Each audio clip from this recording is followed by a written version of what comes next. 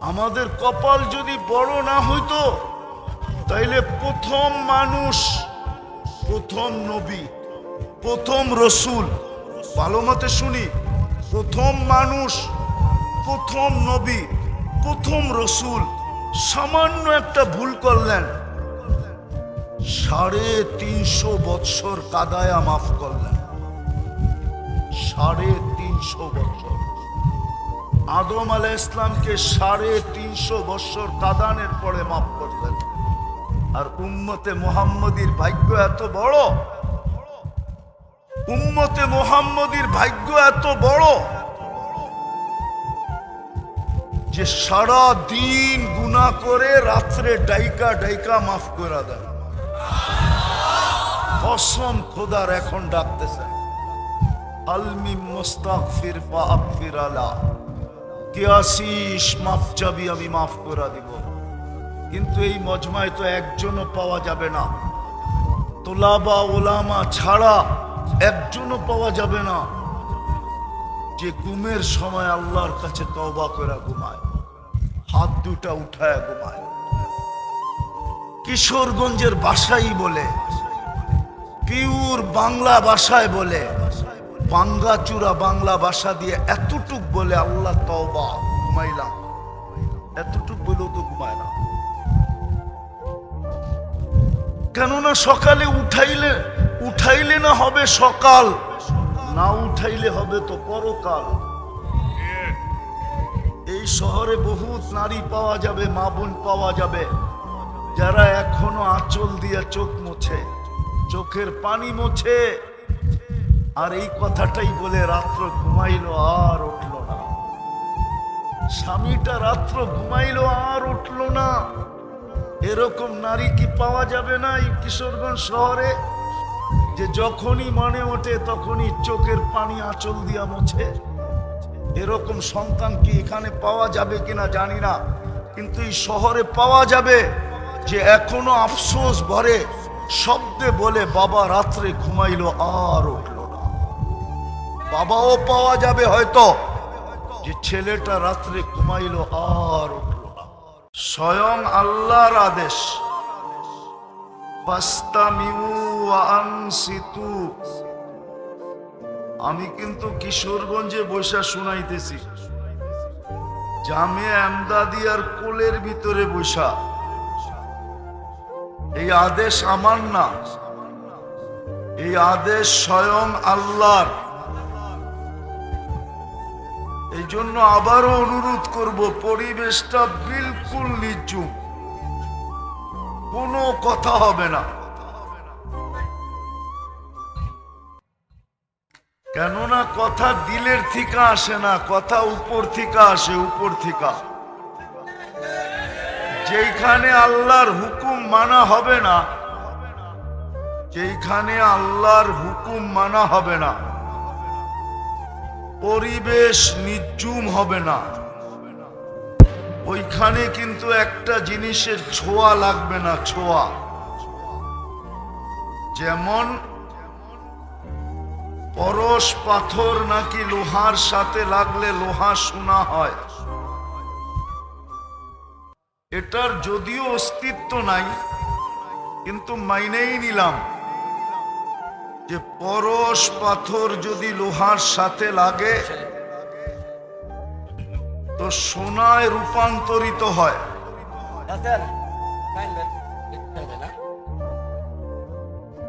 আপনারা আওয়াজ বন্ধ করেন, তাইলে আমি কথা শুরু করব। আওয়াজ বন্ধ না করলে কথা বলবো না। কেননা হইহুল্লা করলে, তাও যদি কানের কাছে হইহুল্লা করেন, দূরে করেন,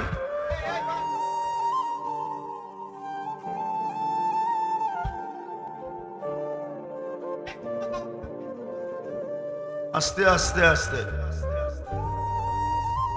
আল্লাহর আদেশ মানেন না আপনারা, ওয়াজ দিয়ে কি হবে? মানুষ তো মানুষ হবে আল্লাহর আদেশ মানার দ্বারা,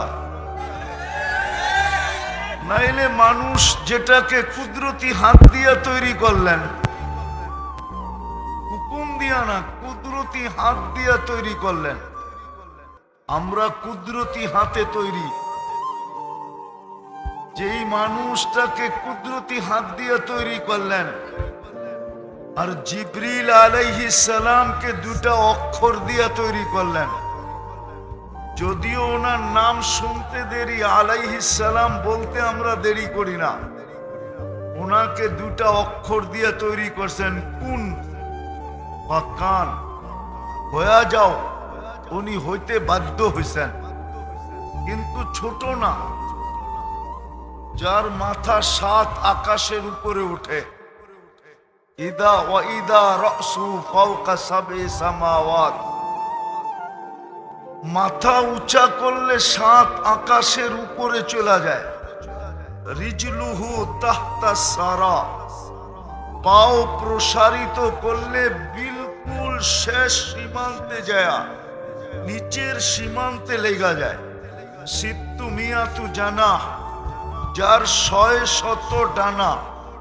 লাউ কাশাফা জানাহাই লাগাত্তাল মাশরিক ওয়াল মাগরিব, 2 ডানা প্রসারিত করলে 2 সীমান্ত ঢেকা যায়। ওনাকে তৈরি করলেন 2টা অক্ষর দিয়া। তে অনেক কালো, রঙও নাই, ডঙও নাই।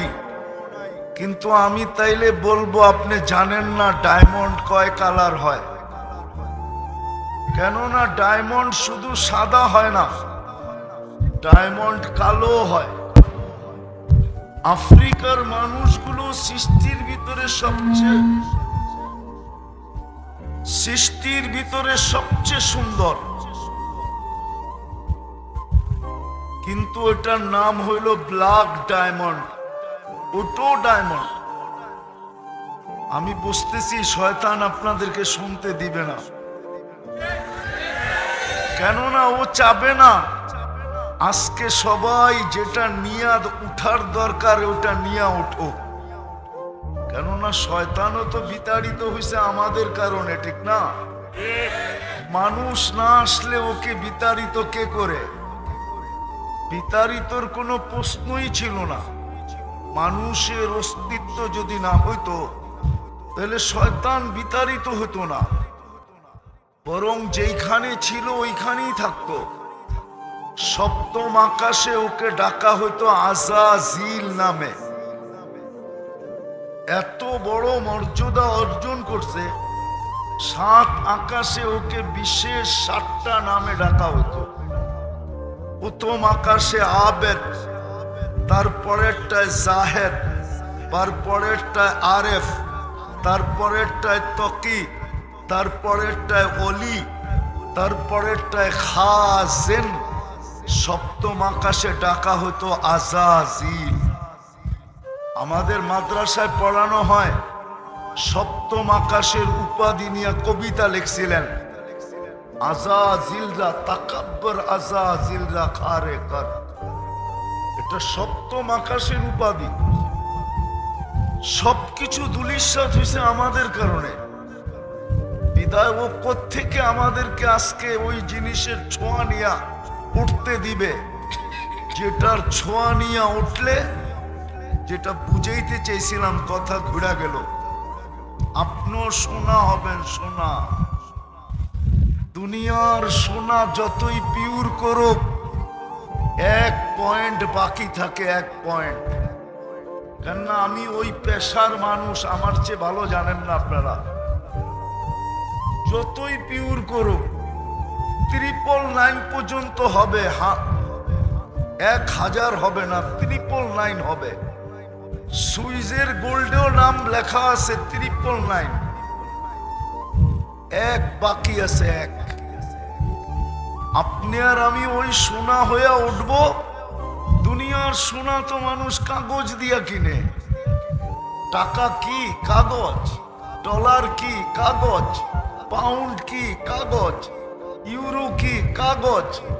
কুয়েতের দিনার কি? কাগজ।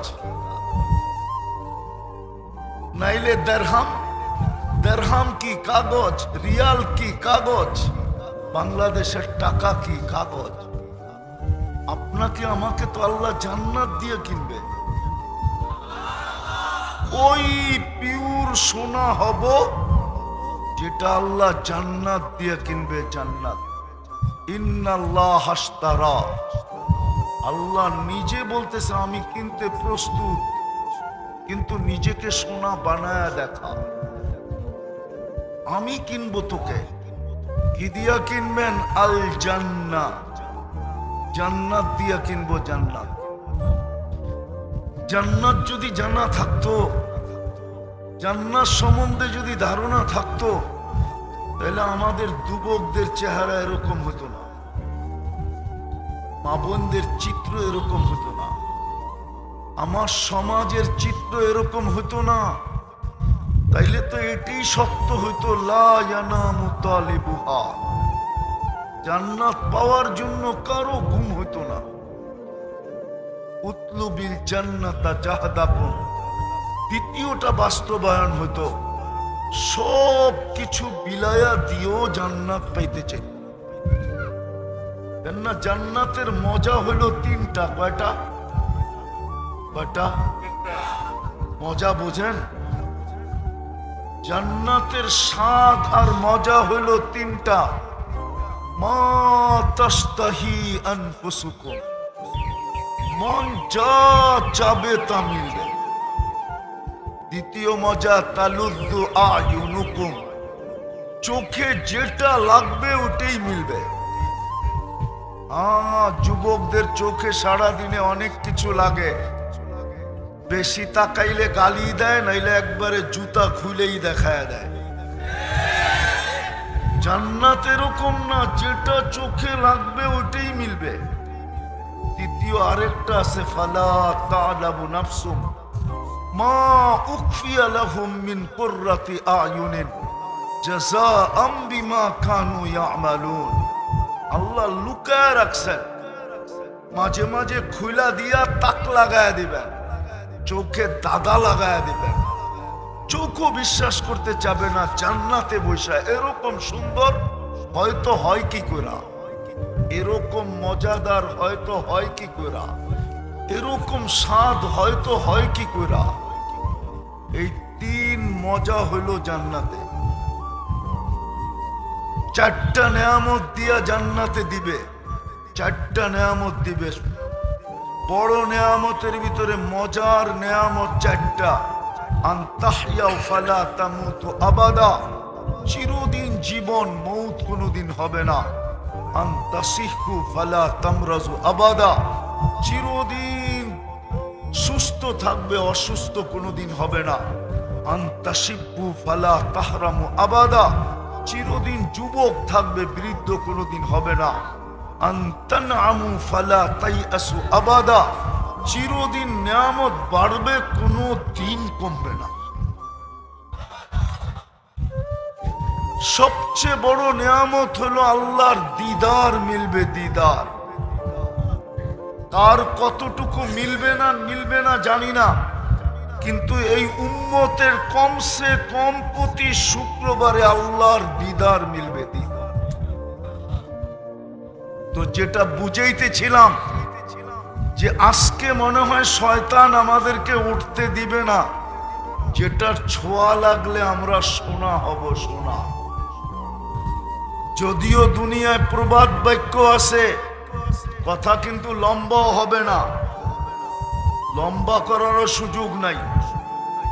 কেননা প্রথমেই আপনারা সুযোগ নষ্ট করে দিচ্ছেন হই হুল্লা হইচইয়ের মাধ্যমে।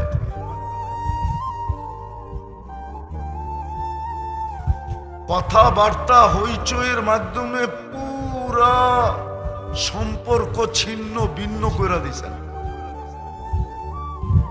কেননা সত্য যেটা ওটাই বলবো, বানায় বলবো না। কথা উপর থেকে আসে, এখান থেকে আসে না। এটা চির সত্য, উপর থেকে কথা আল্লাহ ঢালে। মজমার অবস্থা দেখা প্রথমেই মজমা নষ্ট হয়ে গেছে, বেশি আপ্লুত হয়ে গেছিলেন আপনারা। এরকম হওয়া ঠিক হয় নাই। সারা বৎসরে একটা প্রোগ্রাম, যদি কিছু একটা না মিলল, জীবনের ভিতরে পরিবর্তন না আসলো, তেলি ওয়াজ করায় লাভটা কি হবে? শুধু তম বাড়তে থাকবে। তম বোঝেন? তম 10তম, 15তম, 20তম, 100তম হতে থাকবে, কিন্তু শহরের চেহারা চেঞ্জ হবে না। আর যদি ওয়াজের মতো হয়, ছোঁয়া লাগার মতো যদি ছোঁয়া লাগে, তাহলে এক ওয়াজই জীবন চেঞ্জ করার জন্য যথেষ্ট। হ্যাঁ সত্য, আমি প্রমাণ দিতেছি। ইব্রাহিম ইবনে আদহাম কোনো ওলি ছিলেন না, কোনো আলেম ছিলেন না, মৌলানা ছিলেন না, মুফতি ছিলেন না, মুহাদ্দিস ছিলেন না, হাফেজ ছিলেন না, কারি ছিলেন না।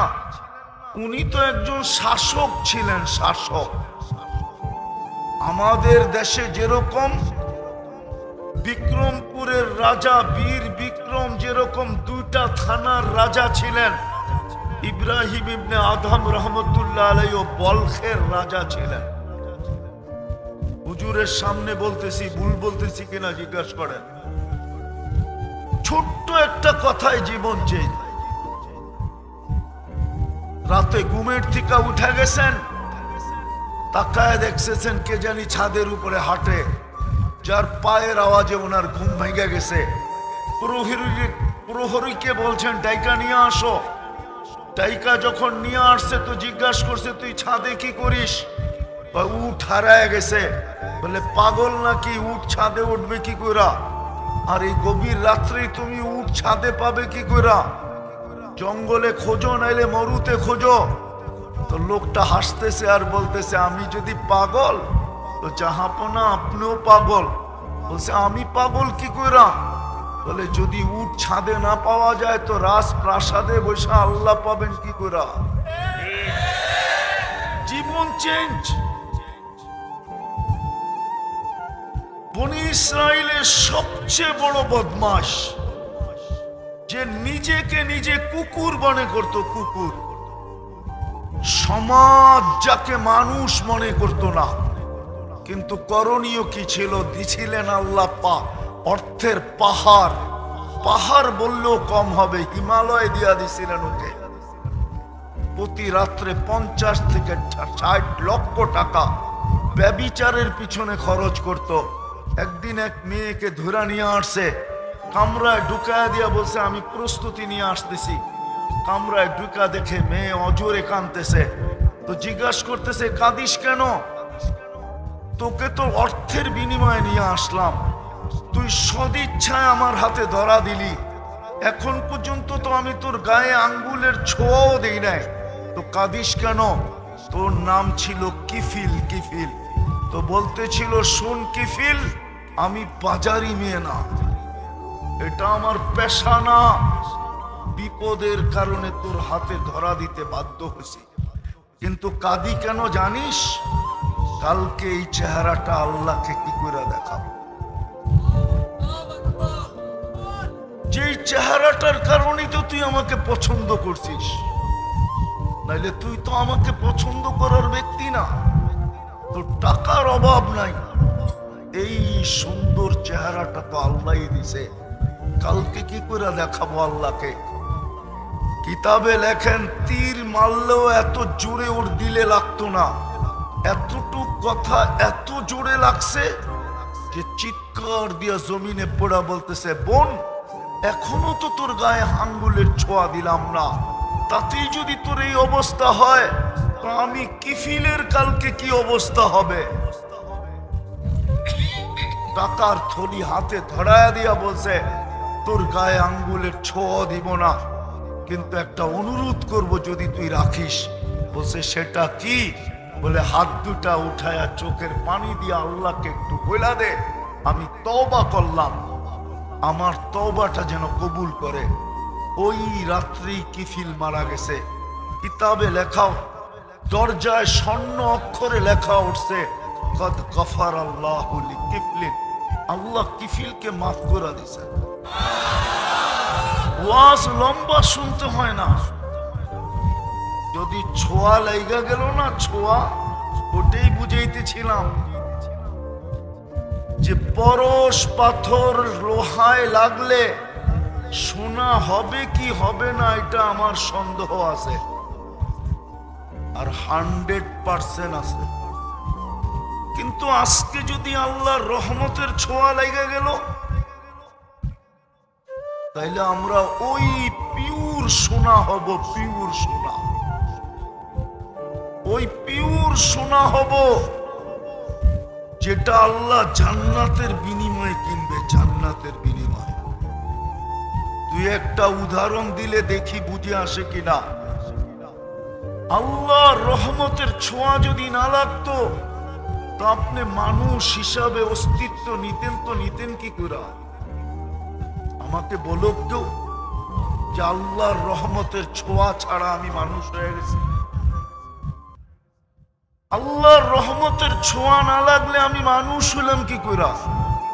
সৃষ্টির ভিতরে সেরা হইলাম কি করে?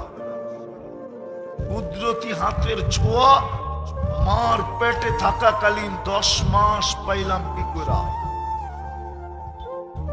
শ্রেষ্ঠত্বের মুকুট আমার মাথায় লাগলো কি করে? দুনিয়ার আধিপত্যটা আমার হাতে উঠায়া দিলেন কি করে? হুজুরের সামনে বলতেও ভয় পাইতেছি, তারপরও বইলা ফেলতেছি। আল্লাহ মানুষকে সাজাইতে সাজাইতে সাজাইতে সাজাইতে একটা পর্বে আসছে যে আল্লাহ নিজেই বলতেছে, মানুষ তোর প্রেমে আমি পড়া গেলাম, ইন্নী লাকা মুহিব্বা। রহমতের ছোঁয়া যদি না লাগতো তাইলে আপনি এরকম সুন্দর হইতেন কি করে যে আল্লাহ নিজেই আপনার আমার, আল্লাহ চিৎকার দিয়ে বলতেছে আই লাভ ইউ, মানুষ তোকে আমি ভালোবাসি। কোন সৃষ্টিকে তো বললেন না। রহমতের ছোঁয়া যদি না লাগতো তাহলে মানুষ হইলেন কি করে? আরেকটা দেখাই, রহমতের ছোঁয়া যদি না লাগতো তাহলে সমস্ত নবীরা পর্যন্ত চোখের পানি ঝরাইলেন উম্মতে মুহাম্মদী হওয়ার জন্য। নবীরা পর্যন্ত চোখের পানি ঝরাইলেন উম্মতে মুহাম্মদী হওয়ার জন্য। আপনি আর আমি উম্মতে মুহাম্মদী হইলাম কি কইরা? আমাকে বুঝান, যদি রহমতের ছোঁয়া না লাগতো আপনি উম্মতে মুহাম্মদী হইলেন কি কইরা? বলেন, রহমতের ছোঁয়া যদি না লাগতো তাহলে কোনো ব্যক্তি নিজের পার্সোনাল জিনিস, ব্যক্তিগত জিনিস কাউকে উঠায়া দেয় এরকম কমই আছে। আল্লাহ নিজের ব্যক্তিগত কালাম আমাদেরকে উঠায়া দিলেন কি করে? কোরআন তো কোরআন না, কোরআন তো কালামুল্লাহ। যদিও কোরআনের মর্যাদার চর্চা আমাদের সমাজে নাই, যার কারণেই তো এই দুরবস্থা। এই বিশাল জনসংখ্যা, জনসমুদ্র আমাকে বলতে পারবে না মাদ্রাসার তোলাবা ছাড়া, ওলামা ছাড়া যে ডেলি আমি কোরআনটাকে নিয়ে একটা চুমা দেই, চুমা। কেউ বলতে পারবে না যে আমি ডেলি কোরআনটাকে একটা চুমা দিই, চুমা। পড়ি না, খুলি না, শুধু নেই আর একটা চুমা দিই। বলো কোন যুবক বলতে পারবে যে আমি কোরআনটাকে ডেলি চুমা দিই? রহমতের ছোঁয়া যদি না লাগতো তো আপনাকে আল্লাহ নিজের কালাম উঠায় দিবেন কেন? এটাই তো প্রকাশ, এটাই তো প্রমাণ যে আল্লাহ রহমতের ছোঁয়া লাগছে বিদায় মানুষ বানাইলেন, মুসলমানের ঘরে জন্ম দিলেন, উম্মতে মুহাম্মদী বানাইলেন। কয়টা হলো? 3টা। নিজের পার্সোনাল জিনিস কালাম উঠায়া আমাদেরকে দিয়া দিলেন। আরেকটা দেখাইতেছি, আরেকটা দেখাইতেছি। রহমতের ছোঁয়াই যদি না দিতেন, ছোঁয়াই যদি না লাগতো তাহলে কোন উম্মতকে আল্লাহ নিজের ঘর উঠায়া দেন নাই। আমাদেরকে তো নিজের ঘরটা পর্যন্ত উঠায় দেয়া দিল। অন্য উম্মতকে তো ঘর দেন নাই, কেবলা দিছেন, কাবা দিছেন, কিন্তু ঘর দেন নাই। আমাদেরকে তো ঘর পর্যন্ত উঠায় দিয়া দিলেন, যেইখানে খুশি ওইখানে বানায় নাও, যেমন খুশি তেমন বানাও। ছন দিয়া বানাইলো চলে, খের দিয়া বানাইলো চলে, পাতা দিয়া বানাইলো চলে, ছাপরা দিয়া বানাইলো চলে, তেরপাল দিয়া বানাইলো চলে, কোনো কন্ডিশন দেন নাই, শুধু নিয়ত করতে হবে এটা আমার ঘর। যদি রহমতের ছোঁয়া না লাগতো তাহলে আপনাকে নিজের ঘর দিল কি করে? এটাই দেখাইতে চাইছিলাম। কথার শুরুটা এটাই ছিল, কথার শুরুটা এটাই ছিল যে পরশ পাথরের ছোঁয়া লাগলে লোহা সোনা হয়। যদি মাইনেও নিলাম তাইলে ওই সোনা কাগজ দিয়ে কিনার সোনা হয়।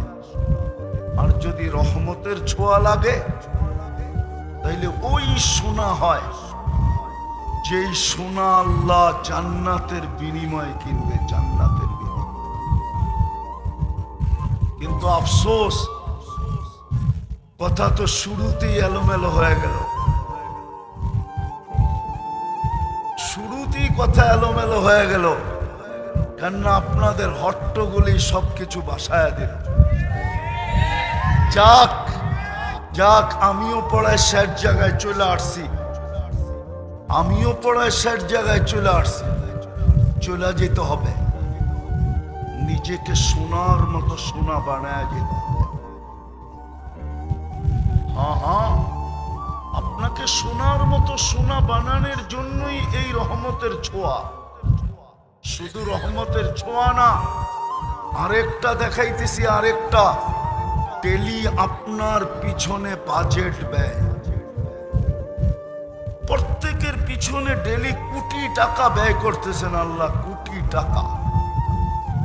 যুবক, তোমার পিছনে ডেলি কোটি টাকা ব্যয় হয়। বলুক আমাকে কিশোরগঞ্জের শহরের মানুষ, হাফ লিটার পানির দাম কত? কত? 1 লিটার পানির দাম কত? যদি 30 টাকা পানির দামে অক্সিজেন কিনতে হইতো তাইলে ডেলি 550 লিটার অক্সিজেন ব্যবহার করেন।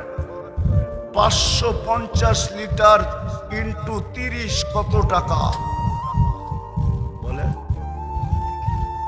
16,500 টাকা ডেলি অক্সিজেনের বিল দিতে হতো। এই বিল আল্লাহ কুদরত দিয়া পে করে, আল্লাহ কুদরত দিয়া ডেলি পে করে। আপনার পিছনে আল্লাহ বাজেট ব্যয় করে। ভালো মতে বোঝো যুবক, ভালো মতে বোঝেন, ভালো মতে মন দিয়া কাজে দিবে, নাইলে এটাও সত্য, লাতুসআলুন্না আনিন নাঈম। প্রত্যেকটা লবণের দানার হিসাব নিবে, দানা কণার হিসাব নিবে, কণার হিসাব দিয়া যেতে হবে, এটাই সত্য। 50,000 বৎসর লাগতে পারে একজনের হিসাব দিতে। কোরআন আমাকে বলে, কোরআন, আল্লাহ শুধু অক্সিজেনের পিছনে ডেলি ব্যয় করে 16,500 টাকা। মান্থলি কত? 4,95,000 টাকা মাসে বিল দিতে হতো যদি অক্সিজেন পানির দামে কিনতে হতো। যদি পার শ্বাসে 1 পয়সা বিল দিতে হইতো তাইলে ডেলি 1,600 টাকা বিল দিতে হইতো, মাসে 48,000 টাকা বিল দিতে হইতো। 4,95,000 সাথে 48,000 যোগ দেন, দেখেন কত দাঁড়ায়। 5 লক্ষ কত দাঁড়ায় দেখেন হিসাব করা। 5,42,000 এই দুটার বিল। যদি ডেলি কিডনি ডায়ালিসিসের বিল দিতে হতো পার ডে 100 টাকা, পার ডায়ালিসিস 100 টাকা, তো ডেলি 3600 টাকা শুধু বিল দিতে হইতো কিডনি ডায়ালিসিসে। আল্লাহ 36 বার ডায়ালিসিস করেন। মাসের শেষে বিল হইতো 1,08,000 টাকা। ওইখানে 5,42,000 আর 1,08,000 কত হলো? 6,50,000 টাকা বিল দিতে হতো এই তিনটা। রঙ্গে আছেন তো? শুধু ইচ্ছা স্বাধীনতা দিছে দেখা যেমন খুশি তেমন চলতে পারি। সামান্য একটু মালিকের বিরোধিতা করতে দেরি, গার ধাক্কা দিয়া চাকরির থেকে অফিস থেকে বাহির করতে দ্বিধা করে না। ভুলে একটু উল্টা হয়ে গেছে, ভুলে ওটা পর্যন্ত মার্জনা করে নাই, গার ধাক্কা দিয়া বের করে দিচ্ছে না, বাইর করে না। আমি তো তিনটার হিসাব দেখাইলাম, আমার কাছে সময় নাই, নাইলে আমি পুরো বডি খুলা দেখাইতে পারি প্রযুক্তির সাথে মিলায়া। আমি প্রমাণ করে দিব ডেলি 1 কোটি টাকার বেশি আল্লাহ খরচ করেন আমাদের উপরে। বলেন বলেন বলেন। আরে রাখেন রাখেন, শুনেন, আগে শুনেন। খাওয়াটা মুখের কাছে নিতে দেরি, নাকটা ঘ্রাণ শুঙ্গা বলতে দেরি করে না যে এটা মুখের ভিতরে যাবে কি যাবে না। যদি ওই প্রেসিডেন্টের হাসপাতালে যায় বা এই কিশোরগঞ্জের প্যাথোলজি সেন্টারে যায় যদি ঘ্রাণটা টেস্ট করতে হইতো, তাইলে বুঝে আসতো ডেলি কয়টা বান্ডেল করতে হয়, কয় টাকা খরচ হয়, সময় কতক্ষণ লাগে, আপনার সিরিয়াল কয়জনের পরে, তখন বুঝে আসতো। হতে পারতো সকালের নাস্তা 3 দিন পরে সকালে যে আপনার সিরিয়ালে আসতো, এই 3 দিন শুটকি হয়ে বসে থাকতেন। চেপা শুটকির চেয়েও বড় শুটকি হইতেন। চেপা তো খাওয়া যায়, আপনাকে খাওয়াও যেত না। যদি শুধু গ্রানটা টেকনোলজি দিয়ে শুটতে হতো। জিব্বা তো টাচ করতে দেরি, স্বাদ বলতে দেরি করে না। জিব্বা চেক করে বলে পেটে যাবে কি যাবে না। যদি স্বাদ উল্টা তো মুখের থেকে জিব্বায় বাহির করে দেয়, বের কর, এটা পেটে যাবে না, গেলেই ফুড পয়জন হবে। যদি এটা প্রযুক্তি দিয়ে টেস্ট করতে হতো, কত টাকা দিতে হতো ডেলি? বলেন। ইচ্ছা স্বাধীনতা দিছে বিদায় যেমন খুশি তেমন চলতে পারে, কিচ্ছু বলেন না, শুধু এতটুকু বলেন না দেরুন কাইফা তা'মালুন, তুই করিস কি আমি দেখতে থাকি। আরেকটা কথাও বলেন, ফান্তাযিরু, অপেক্ষা কর, ইন্নী মাআকুম মিনাল মুনতাযিরিন, আমিও অপেক্ষায় আছি। আল্লাহ কিসের অপেক্ষা? ইদা জাআকাল আজাল, তোর সীমারেখা আসতে দেরি, আখাযনাহু বাগতাতান, তোকে ছো মাইরা উঠাইতে দেরি করব না। ডেলি আপনার উপরে বাজেট ব্যয় করে যুবক ও নারী ও পুরুষ, ডেলি আল্লাহ বাজেট ব্যয় করে। কোটি টাকার উপরে আমাদের উপরে বাজেট ব্যয় হয়। যদি আমি প্রযুক্তি দিয়া দেখি, যদি বিজ্ঞান দিয়া দেখি, যদি দুনিয়ার চলন, দুনিয়ার রীতি আর নীতি দিয়া দেখি, তাইলে আমাকে বলে ডেলি আমি কোটি টাকা বা কোটি টাকার উপরে বাজেট তোর উপরে ব্যয় করি। এই জন্যই দাবি সোনা হয়ে আয়। নিজেকে সোনা বানা, নিজেকে সোনা বানা, সোনা ওই স্বর্ণ বানা যে আমি তোকে জান্নাত দিয়ে যেন কিনতে পারি। আল্লাহ মোমেনের কথাই বলছে, কোনো কাফেরের কথা বলেন না। মোমেনকেই বলছে তোকে আমি কিনতে চাই, কিন্তু নিজেকে বানা সোনা। আমি তো রহমতের ছোঁয়া লাগায় দিছি, নাইলে তুই মানুষ হলি কি কইরা? রহমতের ছোঁয়া লাগায় দিছি, নাইলে তুই মুসলমানের ঘরে আসলি কি কইরা? ছোঁয়া লাগায় দিছি, নাইলে তুই উম্মতে মুহাম্মদী হইলি কি কইরা? যেই উম্মতে মুহাম্মদী হওয়ার পরে আমি তোর ভাগ্যকে খুলা দিলাম, কপালকে এত বড় করলাম যে দুনিয়ায় কোনো ফিতা নাই, তোর কপাল মাইপা বলবে কত বড়। আমাদের কপাল বাস্তবিক এত বড়। যদি বড় না হইতো, আমাদের কপাল যদি বড় না হইতো, তাইলে প্রথম মানুষ, প্রথম নবী, প্রথম রসুল, ভালো মতে শুনি, প্রথম মানুষ, প্রথম নবী, প্রথম রসুল সামান্য একটা ভুল করলেন, 350 বৎসর কাদায়া মাফ করলেন। 350 বৎসর আদম আলাইহিস সালামকে 350 বৎসর কাদানের পরে মাফ করলেন। আর উম্মতে মুহাম্মদীর ভাগ্য এত বড়, উম্মতে মুহাম্মদীর ভাগ্য এত বড় যে সারা দিন গুনাহ করে রাত্রে ডাইকা ডাইকা মাফ করে দেন। কসম খোদার এখন ডাকতেছে, আলমি মুস্তাগফির ফাগফির আলা, কে আসিস মাফ চাবি আমি মাফ করে দিব। কিন্তু এই মজমায় তো একজনও পাওয়া যাবে না, তোলাবা ওলামা ছাড়া একজনও পাওয়া যাবে না যে ঘুমের সময় আল্লাহর কাছে তওবা করে ঘুমায়, হাত দুটা উঠায় ঘুমায়। কিশোরগঞ্জের ভাষাই বলে, পিওর বাংলা ভাষায় বলে, বাঙ্গাচুরা বাংলা ভাষা দিয়ে এতটুক বলে, আল্লাহ তওবা, ঘুমাইলাম।